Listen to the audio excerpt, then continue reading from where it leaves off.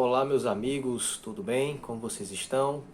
Então, na aula passada nós falamos sobre os alcanos, falamos também sobre os alcenos e ficou faltando falar sobre os alcinos, tá? Mas antes de entrarmos diretamente nos alcinos, eu quero mostrar para vocês também um conteúdo interessante que é a isomeria. Por que eu estou tratando sobre isomeria aqui agora? Porque a isomeria ela está dentro dos alcenos, do que a gente viu dos alcenos. E a gente vai explicar, eu vou explicar para vocês melhor agora. Aí depois que terminar o conteúdo da isomeria, nós vamos ver sobre os alcinos. Por favor, não desliguem o vídeo. Fiquem até o final que vocês vão entender e vão achar super legal esse conteúdo que eu estou passando. Me acompanhem agora no computador. Uma coisa que nós estamos vendo aqui no computador agora é a geometria da molécula. Então, por que vamos falar da geometria da molécula? E nós temos aqui essa imagem, né? Esse composto de carbono aqui, esse composto orgânico. Bom, primeiramente falando, a geometria da molécula está totalmente ligada à isomeria, tá certo? E a gente vai ver isso daqui a pouquinho. Mas, por que eu estou tratando a geometria da molécula em comparação aqui com esse alceno? Primeiro que, como nós vimos nos alcenos são compostos orgânicos que possuem duplas ligações unindo seus carbonos. Então tenho aqui um carbono que está unido a outro carbono por uma dupla ligação. São os dois tracinhos aqui. Mas olha, geralmente a gente está acostumado a ver dessa seguinte maneira. Perceba que nessa imagem eu tenho 2, 3, 4, 5, 6 carbonos. Esses 6 carbonos, eu estou ligando 2 deles com a dupla ligação. Carbono 1 aqui, carbono 2 aqui. Agora preste atenção num detalhe. Esse composto que vocês estão vendo aqui na imagem é o mesmo composto que vocês estão vendo nessa imagem aqui. A diferença é absolutamente nenhuma. Mas por que um está desenhado de uma forma e o outro está desenhado de outra forma? Isso é o que a gente vai ver, que é deixar a molécula numa geometria confortável, numa geometria ideal para ela ser trabalhada. Por quê? Falei para vocês sobre a teoria dos elétrons de valência, né? Da repulsão que existe esses elétrons de valência. Então, esses carbonos aqui, o mais provável é que os ângulos entre essas ligações seja um pouco diferente do que está apresentado aqui. Então, nós vamos ter ângulos diferenciados e o mais provável é que o ângulo ideal seja essa imagem daqui. Então, todas as vezes que vocês virem compostos de carbono com duplas ligações, vocês vão ter que desenhar a geometria da molécula da forma adequada, o mais próximo possível que vocês estão vendo aqui.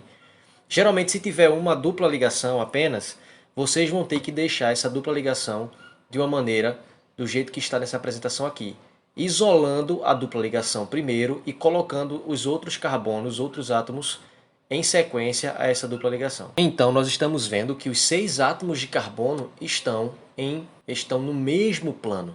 A ideia é deixar esses carbonos todos no mesmo plano.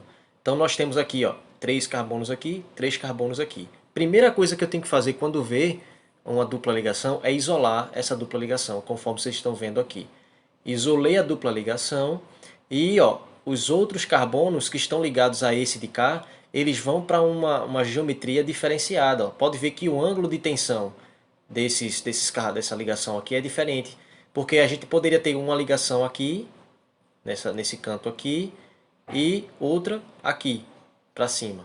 Então a gente deixa o ângulo diferente, tá certo? E conforme nós vimos também na aula passada sobre alcenos, nós temos aqui na dupla ligação uma ligação do tipo, então é π e sigma. Então, da dupla ligação, uma delas vai ser a ligação sigma e a outra vai ser a ligação π. Quando eu tenho ligação sigma, é quando eu tenho sobreposição dos orbitais no mesmo eixo, certo? De simetria. Mas quando eu tenho orbitais do tipo π, ligação π, eu tenho orbitais do tipo p e x aqui, px, se ligando por sobreposição lateral, certo? Pode ver que é somente os lóbulos laterais que vão interagir. Então, por isso que se diz que interações do tipo π são mais fracas que interação do tipo sigma. porque do tipo π, apenas a face lateral dos orbitais vão se sobrepor. No caso da sigma, eu vou ter a face no mesmo eixo, se ligando. E com isso nós podemos prever também o tamanho de uma ligação. Nós podemos ver aqui nessa imagem que uma ligação simples, que tem hibridização sp3, certo? Esse carbono aqui tem hibridização sp3.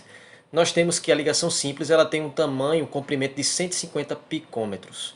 Já quando eu tenho uma ligação dupla, eu tenho um tamanho mais curto, né? Eu tenho 134 picômetros. Isso se dá pelo fato de que, para eu ter uma dupla ligação, eu vou ter que causar um encurtamento da minha ligação.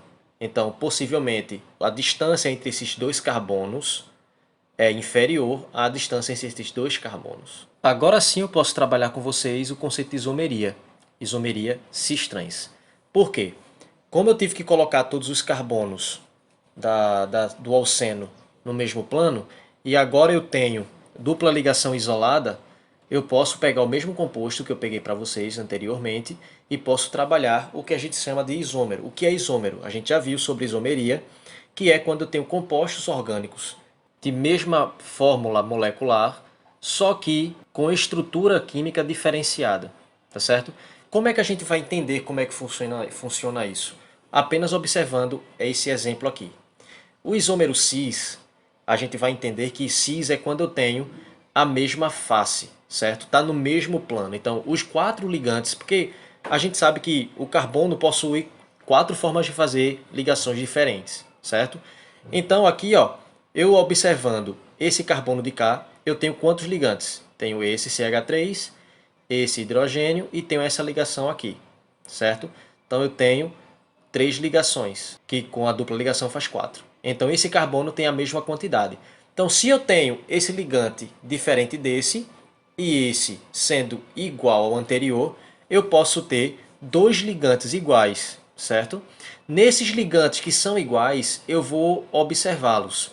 Se eu tenho os ligantes iguais aqui, ó, o CH3, na mesma face, ou seja, no mesmo plano do outro CH3, eu digo que é cis. Se por um exemplo, como aqui ocorre, o CH3 daqui está em oposição ao CH3 daqui, então eu tenho o isômero trans. Trans significa dizer que os lados são opostos. Já cis é o mesmo lado, o mesmo plano. Então, ó, eu poderia dizer para vocês que, como eu falei antes, são substâncias diferentes, portanto, cada uma receberá um nome diferente. Então, como um isômero é diferente do outro, são substâncias que podem ser ditas diferentes. Então, a gente tem aqui o composto chamado cis-buteno, cis-2-buteno, porque, pela nomenclatura que nós vimos, é no segundo carbono que está a dupla ligação, certo? Então, por isso que tem C2 aqui, certo? E buteno nós vimos que por ter finalização em "en", é um hidrocarboneto do tipo alceno, tá certo? Então, ó, nós temos aqui a seguinte nomenclatura, cis-2-buteno. Por que cis? Porque o CH3 está no mesmo plano. Se eu for observar somente para os hidrogênios, eu posso ter um erro, certo? Mas se eu só observar com relação ao CH3, que é o tipo de ligante diferenciado, eu vou tê-los em oposições aqui. A mesma coisa acontece para os seus hidrogênios. Os hidrogênios podem estar na mesma face ou podem estar em face oposta. Mas se você analisar o CH3 aqui, ó, como sendo o ligante predominante, você vai observar que eles estão na mesma face, por isso que é cis, e aqui CH3 está em face oposta, por isso que é trans. Então, conforme nós vimos, não tem como eu aplicar a nomenclatura cis e trans, a isomeria cis-trans, quando eu tenho ligantes iguais ao mesmo carbono, ligados ao mesmo carbono. Por exemplo, aqui, hidrogênio aqui, hidrogênio aqui. Então aqui eu posso dizer que é cis. Por quê? Porque quando eu digo mesmo plano, eu tenho que traçar um plano de simetria. Aqui não tem plano de simetria. Se eu traçar aqui, ó, não existe um plano de simetria aqui, mas existe plano de simetria aqui. Então o plano de simetria tem que ser dado quando ambas as partes da minha molécula ficam iguais, conforme um espelho. Aqui a mesma coisa, não existe simetria aqui na vertical. Existe na horizontal, certo? Além de trabalharmos a nomenclatura cis-trans para os isômeros, nós podemos trabalhar também a questão da sua polaridade. Porque talvez vocês viram isso no segundo ano do ensino médio, que compostos polares dissolvem compostos polares. Compostos apolares dissolvem compostos apolares. O igual dissolve igual. Mas por quê? Como eu vou verificar se uma molécula ela vai ser polar e outra não? É justamente trabalhando o seu momento de dipolo. Para moléculas que possuem momentos de dipolo diferente de zero, a molécula é polar. Moléculas que possuem momento de dipolo nulo, ou seja, igual a zero, essas moléculas são consideradas apolares. Por quê? Observem aqui esse diagrama, esse desenho. Você percebe que se eu transformar cada ligação dessa como se fosse um vetor, eu posso ter vetores mudando de direção o tempo inteiro. Então aqui, ó, eu não vou ter como anular esse vetor de cá com esse de cá. Ambos vão se posicionar em direções iguais, certo? Diferentemente desse de cá. Eu posso ter, ó, no caso do trans, esse vetor vai anular esse vetor de cá. Então, quando os dois vetores se anulam, o momento de dipolo é nulo, é zero. A mesma coisa daqui ocorre aqui embaixo. Eu tenho diferença de momento de dipolo, mas aqui não. Em suma, podemos dizer que compostos que têm isomeria cis, eles terão um momento de dipolo diferente de zero, ou seja, são moléculas polares. Mas, em contrapartida, os compostos trans terão um momento de dipolo nulo, logo são apolares. Então, chegamos nos alcinos. Falamos sobre os alcanos, certo? Sua nomenclatura para quando se tem uma cadeia linear e quando tem uma cadeia que é ramificada. Falamos sobre os alcenos, a mesma coisa para a nomenclatura de compostos que possuem cadeia linear ou ela sendo ramificada. E agora chegamos nos alcinos.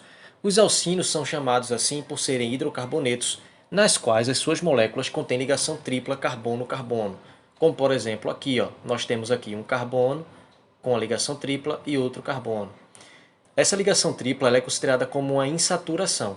Tanto a ligação dupla quanto a ligação tripla são consideradas insaturações. A ligação simples é considerada como saturação. Para esse tipo de hidrocarboneto, em específico os alcinos, a hibridização que envolve os seus carbonos é do tipo sp. Lembre-se que eu só estou trabalhando os carbonos que estão presentes na tripla ligação. Então, os carbonos que participam da tripla ligação possuem hibridização do tipo sp, certo? Ou seja, uma ligação do tipo sigma e duas ligações do tipo pi. A mesma coisa ocorre para carbonos que possuem dupla ligação entre eles, que no caso a sua hibridização vai ser do tipo sp2, certo? Então, quando eu tenho apenas simples ligação, eu tenho carbono ligados por hibridização do tipo sp3. No entanto, a gente pode até perceber que as moléculas são bem diferentes entre si, por conta dessa tripla ligação. Muita coisa muda, né, com a chegada da tripla ligação, principalmente quando nós falamos de propriedades físico-químicas. No entanto, quando tratamos de nomenclatura, a nomenclatura segue praticamente a mesma regra. Tá? A única diferença é que eu vou trocar o eno, quer dizer, dos alcenos, por ino nos alcinos. Então, se aqui poderia ser 3-metilbuteno ou 3-metilbutano, aqui vai ser 3-metilbutino. Troquei o eno do alceno por ino, por causa que é um alquino, um alcino, certo? Mas, se for tratar de uma cadeia carbônica linear, vai seguir a mesma regra de nomenclatura, e se ela for ramificada, vai seguir também a mesma regra de nomenclatura. A diferença é que eu vou trocar nos alcenos por o eno por ino quando for alcino, tá certo? Então, galerinha, como vocês viram, a aula de hoje foi um pouco mais rápida e intuitiva, tomando como base tudo que nós já vimos na aula anterior. E então, por causa disso, eu preciso que vocês deixem um like de vocês no vídeo, compartilhem também com seus colegas que precisam aprender sobre a nomenclatura dos compostos orgânicos, certo? Principalmente os hidrocarbonetos, que é um pouco mais trabalhado. E nos auxiliem aí estudando e procurando se aperfeiçoar mais e mais. Até a próxima, galera. Vejo vocês daqui a pouco.